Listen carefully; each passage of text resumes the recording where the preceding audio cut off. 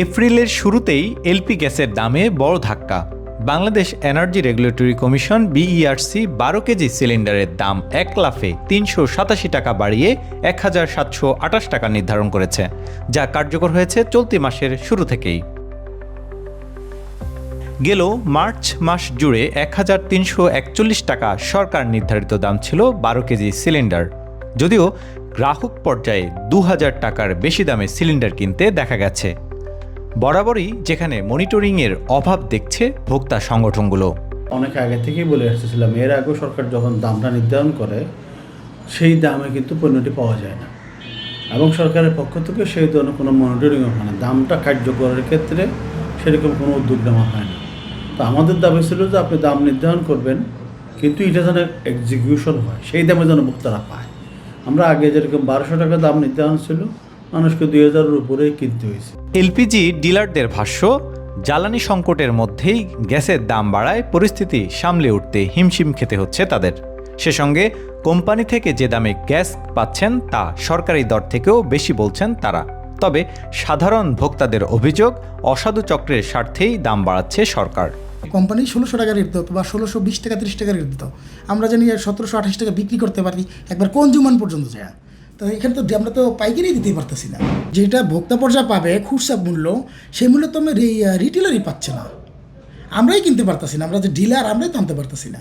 Syndicate আছে ব্যবসায়ীগো, তারা সরকারের সাথে আতাত করে এই দাম একবার বাড়ায় একবার কমায়, একবার পুলিশ আবার দিয়ে ধরে।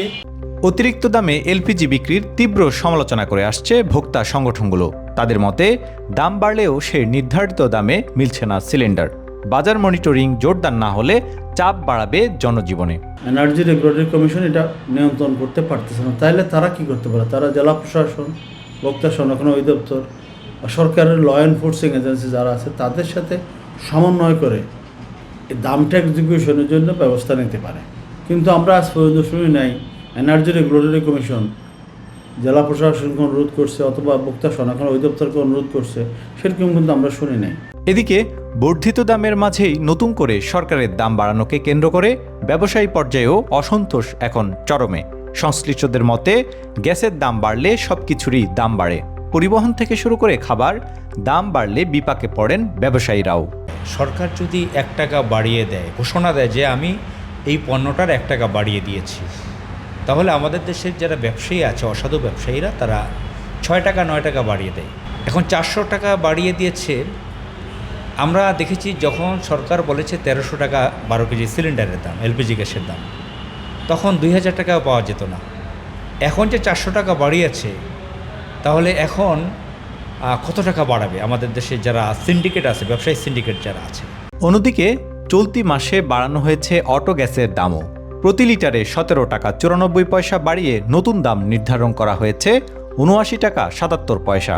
এলপিজি এবং অটো গ্যাসের দাম বৃদ্ধিতে নতুন চাপ তৈরি হতে পারে বাজারে, যার প্রভাব পড়ার শঙ্কা নিত্যপণ্যের দামেও।